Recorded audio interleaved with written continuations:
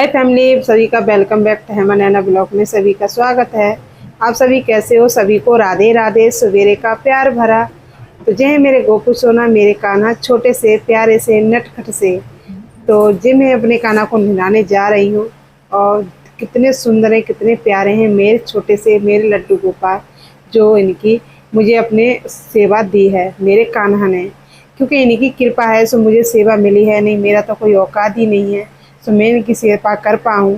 तो यह है मेरा डेली का रूटीन का ब्लॉग और सभी का स्वागत है। तो मेरे चैनल में नए हो, चैनल को सब्सक्राइब करें, लाइक करें, कमेंट करें, शेयर करें, ताकि मैं नया ब्लॉग आए सबसे पहले आपके पास आए। तो यह है मेरे कान्हा का जूस, तो सुबह सुबह मैं पिला रही हूँ। क्योंकि मेरे घर तुलसी नहीं है, तो जो मैं जूस पिलाती हूँ तुलसी की माला रखती हूँ। कान्हा के पास हमेशा रहती है तुलसी की माला, तो मैं उसी से कान्हा को भोग लगाती हूँ। क्योंकि तुलसी ज़रूरी है, क्योंकि तुलसी सबसे प्रिय है मेरे कान्हा को, मेरे गोपी सोना को। क्योंकि उनके बिना तो वो बिल्कुल भी नहीं रहते।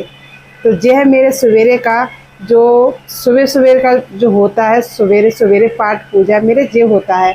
और जैसे भी होता है, जैसे भी कान्हा की कृपा से होता है, कभी कम कभी ज़्यादा। दिन की शुरुआत होती है मेरे कान्हा के साथ। तो आपको चलते हैं किचन में। तो अब आ गई मैं किचन में, और किचन में मेरी तैयारी है खाने की। तो आज खाने में क्या बनेगा, तो बने रहना मेरे ब्लॉग में, तक आपको पता चले कि आज क्या बनाऊंगी और कैसे बनाऊंगी। क्योंकि आज मेरे पतिदेव गए हैं गाड़ी लेके, गाड़ी की एजेंसी पर। तो आज ड्यूटी है मेरी, क्योंकि आज पतिदेव बोल के गए कि अपना खाना खुद बनाना।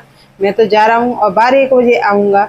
अब मैं बोल रही क्या बनाऊँ, तो भिंडी दे के गए तो मैं भिंडी को बना देती हूँ।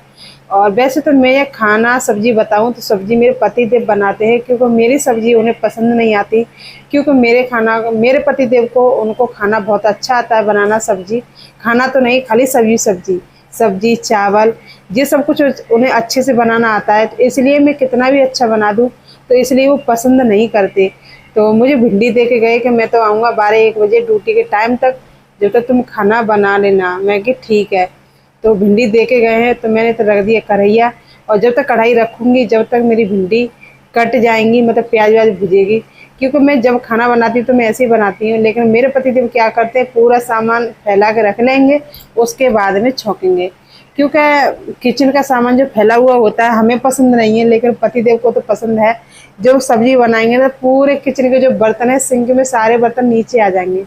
और मेरे घर वो नहीं है, वो अजवाइन, तो इसलिए मैं जीरे ही डाल देती हूँ।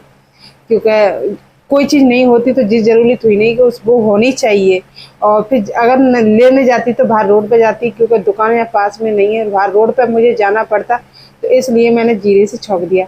और थोड़ी सी डाल दी मैंने हल्दी, क्योंकि मेरी जो भाभी बनाती थी तो हल्दी डाल दी थी थोड़ी सी, क्योंकि हल्दी वैसे भी ठीक है, क्योंकि देसी है। और हल्दी को हमें ज़्यादा मात्रा में खाना चाहिए, क्योंकि इससे बहुत जल्दी मतलब जो बीमारियां हैं वैसे हैं उसमें सब में काम आती है। तो मैं इसलिए हल्दी ऐसे तेल में भूज लेती हूँ ताकि कड़कापन ना रहे। और धीमी धीमी आंच में पकने दूंगी। आज मैं बनाऊंगी अपनी स्टाइल में, लेकिन पता नहीं मुझे मेरे पतिदेव को पसंद आएंगी कि नहीं आएंगी। तो मेरी भिंडी बनके तैयार है और बन चुकी हैं। अब सोच रही हूँ क्या करूँ।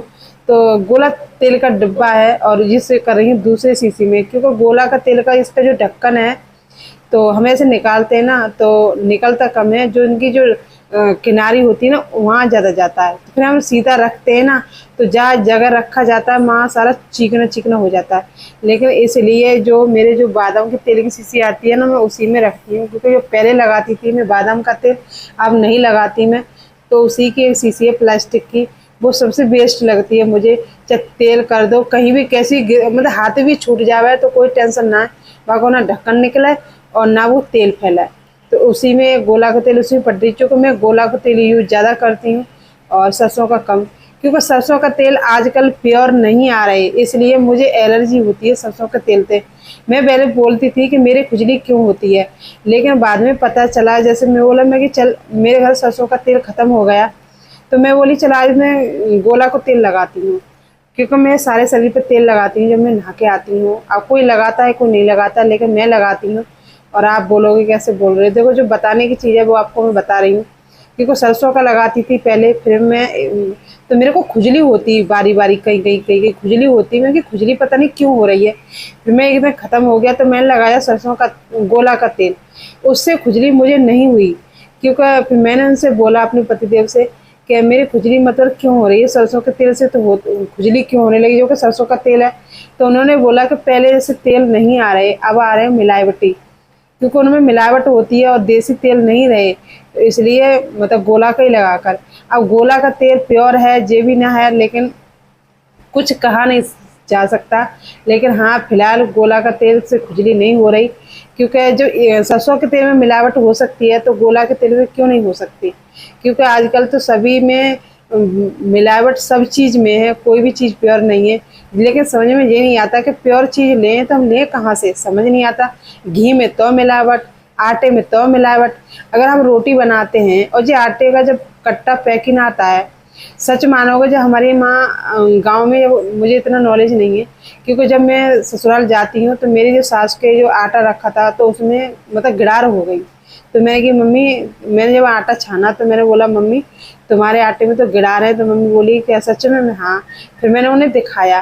मम्मी बोली कि हाँ, मतलब मतलब 15 दिन से ज़्यादा हो जाए ना आटा तो वहाँ में गिरार पच जाती है। और जबकि जो पैकेट का आटा आता है कम से कम महीना 2 महीना, चलो महीना 2 महीने लगाओ, ज़्यादा मत लगाओ।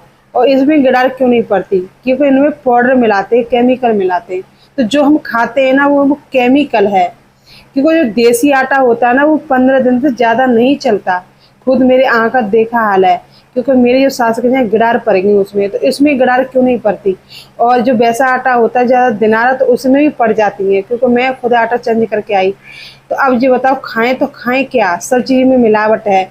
और दूसरी वाले जो कंपनी वाले भैया हैं, क्योंकि किसी भी मिलावट करो या करो, लेकिन जो खाने पीने की चीज़ है, हम तो आज सभी से बोलेंगे, आप सभी फैमिली से, लेकिन उनसे एक बार बोले सभी मिलके कि प्लीज़ खाने की चीज़ में मिलावट ना करें, क्योंकि शरीर से खिलवाड़ हो रही है, तभी तो इतनी सारी बीमारियां फैल रही हैं। इंसान खाने को लाए या बीमारी को लाए, खा रहे हैं उसमें भी मिलावट है।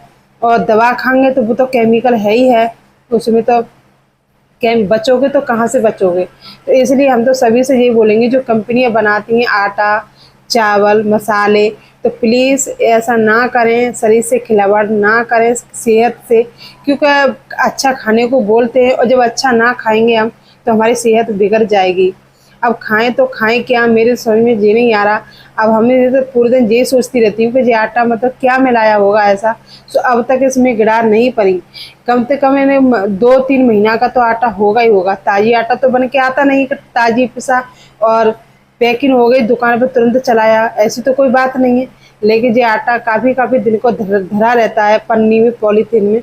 लेकिन जो खुला आटा होता है उसमें तो गिरार हो जाती हैं, और उसमें चुईया भी घूमती हैं दुकान में। दुकान वाले हैं ना, वो भी लापरवाही करते हैं, खुला ऐसे छोड़ देते हैं, फिर उसमें चुईयाँ मुसलड़ा कर रही हैं, खा रहे हैं। तो क्या बचो, किससे बचो, समझ नहीं आ रहा कि करें तो करें क्या, और ऐसा क्या खाएं जो हमारी सेहत फिट रहे। तो बस समझ में कुछ नहीं आता।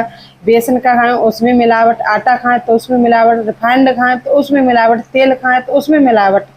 और मिलावट किस किस में नहीं है मिलावट, समझ में नहीं आ रहा कि मतलब कैसे हल निकालें, क्या करें, और ऐसा कौन सा है उससे हम अच्छा सामान लें ताकि हमारी सेहत अच्छी रहे। और क्योंकि हम तो चले गए, जब जो आजकल के बच्चे हैं उनके ज़रा ज़रा से बच्चे चश्मा लग रहे हैं उनकी आँखों पे, ये सब खाने पीने का वो है। क्योंकि खाना अच्छे से खाएंगे तभी तो शरीर लगा। पहले गांव में कुछ भी नहीं होता था, सिर्फ छाछ और दूध होता था और रोटी, और बच्चे इतने स्वस्थ होते, इतने अच्छे होते। लेकिन गांव शहरों में देखो, मतलब सबके डिब्बा और सबके प्रोटीन खाना, लेकिन तब भी बालक इतने नाजुक होते हैं और आंखों में चश्मा लगा रहता है हमेशा। तो उनके माँ बाप की कमी नहीं है, कमी है सारी चीज़ खाने की, क्योंकि जो खाना हमें खाना चाहिए वो खाना नहीं मिल रहा, और सब खाना में केमिकल। गांव में तो विश्वास नहीं है, ताज़ी सब्जी खाओ, चूल्हे पे बना के खाओ, उससे बंदा ना तो कभी बीमार पड़ेगा। और शुद्ध खाना और मतलब सादा खाना उच्च विचार, मतलब अच्छा खाओगे, शुद्ध खाओगे, हमेशा तुम्हारी बॉडी फिट रहेगी। और जितना आप शहर का खाओगे, सब्जी में मिलावट आ रही है, इंग्रेडिएंट से रातों रात लौकी तोरई बड़ी कर देते हैं। अब बताओ तो बच्चे कहाँ हैं। तो हम तो आप सभी से यही बोलेंगे, आप सभी फैमिली मिलके कुछ ना कुछ करें, कुछ बोलें आप सभी, क्योंकि ये घर घर की कहानी है और घर को ही सब कोई मतलब खाना है। कोई ये तो नहीं कि भूखा रहता हो, सबके घर खाना है और सबके घर दाल रोटी सबके घर बनती है, गैर खाने का तो गुजारा होगा ही नहीं।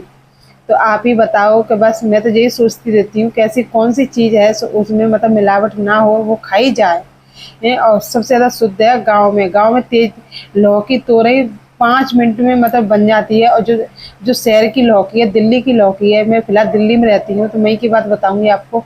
लौकी को लेके आओ, कुकर में सीटी मारते